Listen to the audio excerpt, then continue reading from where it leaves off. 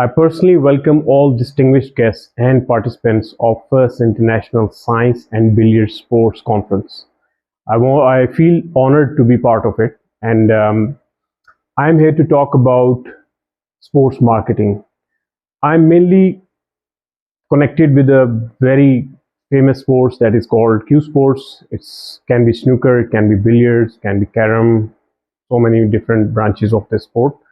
And today we are going to cover certain aspects of the game which we might need to enhance, and what's the current scenario and what we are trying to achieve through this conference. I hope I will keep you guys with you, and you might find some interesting facts that I'm going to disclose from my point of view. So first of all, I feel honored to be part of this conference. I really thank Iran Association to have me here as a speaker, and thank you very much. So I wanted to write a comprehensive speech on this one, and I was thinking that I'm going to say this, I'm going to say that, but to be honest, I felt that I have enough experience of playing snooker for 32 years, and it's been 14 years now that I've been coaching in Pakistan as a professional certified snooker coach. I'm a dual certified snooker coach, I'm an examiner, and I've been coaching coaches as well. And of course, I have innovated snooker in so many ways, like online snooker coaching, mobile application, and so many other social media concepts which are now currently common, but I started back in 2015 and all that. So let's talk about Q sports, because I'm going to talk about mainly about the Q sports, but this actually affects all the sports what are lacking marketing and all. So in snooker, when I started playing snooker, I would like to share with you that Mohammad Yusuf from Pakistan, he won his world championship in 1994, I think, if I'm not wrong. So that was the time, maybe 1993 or 94. It was a time when this was a new sport for us in Pakistan, and everybody was excited. Oh, we became a world amateur champion. We became a champion, but we would have never known about this until we had the great support by a tobacco company that is called Lexan Tobacco Company, and their brand was red and white, and they were actually promoting snooker those days very much. You must have seen on the telly that there was a time when cigarette companies were promoting it, and then there was a Benson and Hedges Masters and so many other companies that are promoting snooker and throughout the world. So in our country, we were lucky to have Lexan Tobacco, and they actually took Mohammad Yusuf, our first ever world champion, and took a tour of the whole country. And that was the first time I met him, and really was fascinated. And I started, I was actually his referee in his exhibition match, so I had that honor. So because of that marketing strategy, that country tour of a world champion, that really made it possible for us to play now. Why are we playing? I'm of course in middle age, and you can see most of the players that are playing these days in the circuit in amateur body, either in Gulf, Middle East and all that, or in different countries. Most of the players are above 40 or 50 or something like that, but they are still playing because they are the generation of that era when actually marketing existed, and that marketing was because of a lot of funding.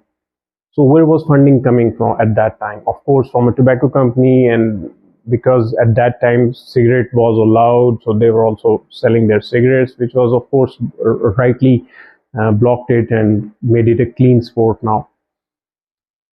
But after those years, you can see there was no new generation attracting to the snooker, because the players who were performing very well, to be very honest, we didn't took care of them very well. Our associations didn't, even the countries sometimes they didn't took care of them how they're supposed to be. Recently, I would like to share an incident of our team champion, 10 Reds, Mr. Muhammad Bilal. Of course, if you are related to Q Sports, you must have known he died.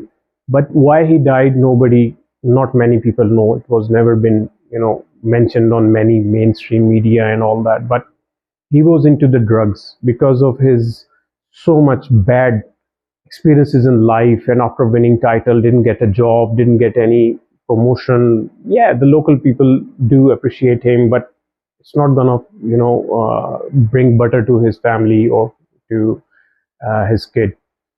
So that actually took him brain out.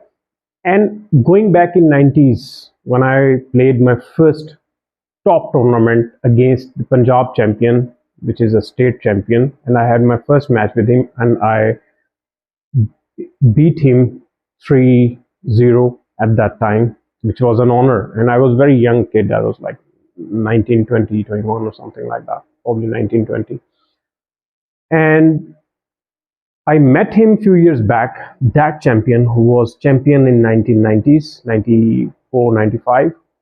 And now he is again into the drugs. He's so poor that he's living on the road. He does not even have a house. And that's a very heartbreaking story. This is whatever I'm going to say today is going to be from my heart. It's not going to be from fictional books or anything. So where I see snooker, where we are standing, is we are heavily,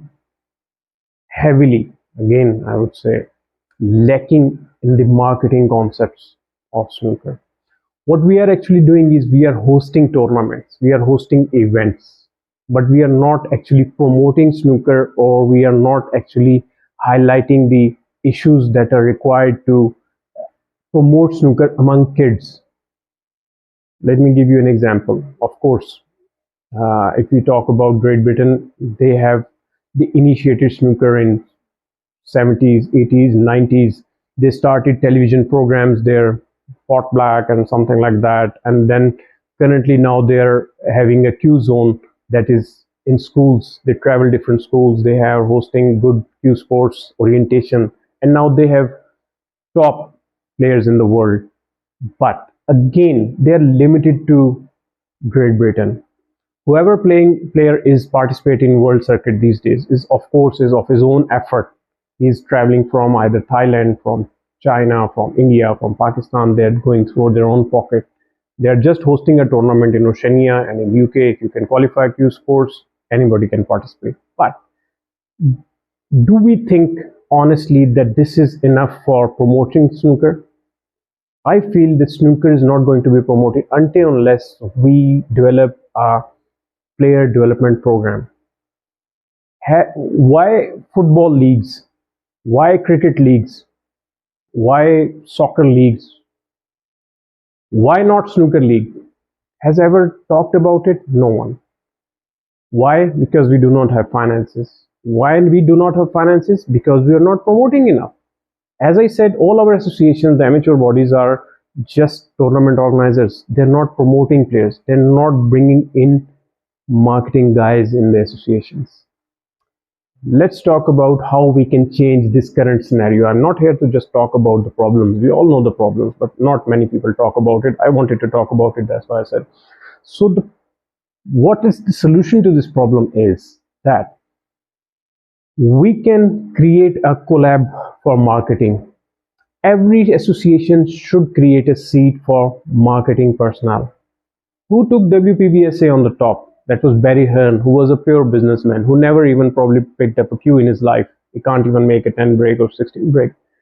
But he took the game from grassroots level to the top level. In amateurs, we still believe, IBSF, that this is an elite sport. I feel like this is not just an elite anymore. It was 10 years ago, 15 years ago, when people didn't have media and all that.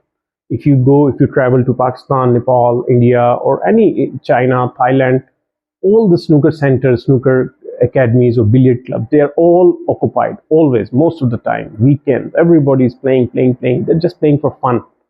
But that is not actually promoting it. And you can imagine that how much potential we have for the marketing. Our matches, IBSF, whatever we hold through under the IBSF or any association, no one is able to watch those programs. Even like us, if my student is participating in international championship or in even in my country's championship in another city, I'm unable to watch his matches because there is no social media connection in which era we are living in. So first of all, we need to have a strategy. We need to show people that this sports exists and the scalability of it. And then we need to represent those scalabilities to our advertisers, to sponsorship companies. Like we've got big companies like mobile companies, like cold drink companies, so many different food companies, sports garments companies, Nike, so many. I can't even say all the names, but you get the idea. So what we are looking for is we need to, first of all, present our game differently. Everybody still thinks that this is an old man sports. Oh, there are two people who are just standing there, or oh, they're just playing and blah blah blah. That's it. They don't understand the reality of the sports. Only sports coaches or a serious sports player understand that how much fitness it is required, how much mental toughness this sports required. So it's not an old person's game. It's a game for a person with the strong mind and heart and fit body. So if we can change this current scenario, which can be done, like changing in some events, we can change the dress. Instead of formal dresses, always bow tie, white, shirt or something like that, and waistcoat. Let's bring it to the, the normal dress. Not everybody likes to wear those, typical dresses. Even WPBSA is hosting so many tournaments, their league matches, and they're wearing t-shirts now because the young generation, they like to wear t-shirts. There was a time when everybody wanted to have a cufflinks, wanted to have a tie, wanted to have it look decent, but that was the time. So now what we are looking for. So we need to change the scenario, and then once we able to attract those new methods in our game, in our every championship, I'm sure we are gonna get so many more sponsors. But again, as I said earlier, we must need to have marketing department. I would recommend, this is my just personal recommendation, that I would recommend that every association should contact IBSF, and IBSF should have one of its own kind of marketing department who should support countries which cannot afford much of finances to develop sports in the world. Because I can understand the countries like us or different other countries, underdeveloped countries, they are always struggling with the money, with the finances. So my suggestion here is that we need to incorporate social media immediately on every tournament. It should be compulsory by every association that every match, every table should be covered through a live stream, either on YouTube, on Facebook, or any other social platform. And that should be our database development for Q sports and billiards, snooker, whatever you want to call it. So that social media is gonna attract more sponsors, more companies. We can also generate certain mobile applications. I have introduced my own mobile application a year ago or something, which was very successful. I had 7,000 something downloads, and it has a live interaction mode in it. So we can also incorporate that in that scenario. So first of all, we need to represent ourselves, what we are presenting now. We need to have better minds who can understand young generation and current scenario. And we need to change our thought that we are just a tournament organizers. We are going to have 4 tournaments in a year, and we are going to send them to IBSF, and whoever wins, whoever lose, and that's it. No. We need, as an association or as any association, I feel like that they need to revamping the face of their associations. Who is doing who?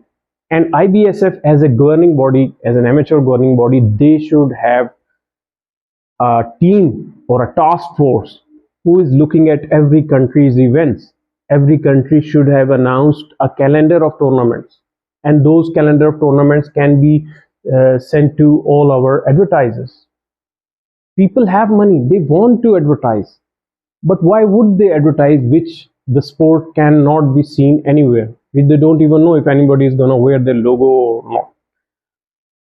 So there is a big and huge margin in our sport that we can represent. Again, I'm saying represent our sport in youth, on social platform, and among our advertisers and sponsors. But for that, I'm sure everybody will have so many ideas. I have hundreds of ideas how we can promote it.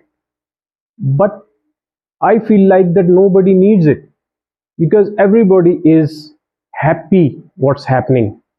And then again, we are looking for finances. We are having problems in generating, more tours. So rethink. That will be my submission to all my respected, no disrespect to anyone, to all are very professionals and have years of experience of playing or representing their countries and so many other things. So I hope this short speech would give you a true picture of what we have, and I'm sure you will appreciate what everybody is doing under limited circumstances, like coaches, my coaches, or myself in fact, I myself is the head coach of my own organization, and but we have the potential to make it multinational. We already are in 11 countries, AK Snooker. So in the end, I would like to suggest that we need to sit together, 5-10 brains from different countries, rethink about the marketing strategies. There are millions of marketing strategies. Appoint professional marketeers, redo our current strategies of promoting snooker, incorporate social media platform, YouTube, Facebook, and it should be implemented compulsory basis. And then we should represent all this data to our youth, to our existing players, and of course to our sponsors. And then incorporation of AR or VR is the future. Has I ever thought about it, that how snooker is going to be played on VR? We are transforming in meta. We are not thinking ahead, and we have not been thinking ahead for past 15-20 years. But this is a time we can change it, and I'm sure this few points of my marketing strategies, at least the plannings, can change the face of our snooker and can bring more youth into the game, and that will attract more sponsors and more finances for our associations and our players. Thank you very much for the time.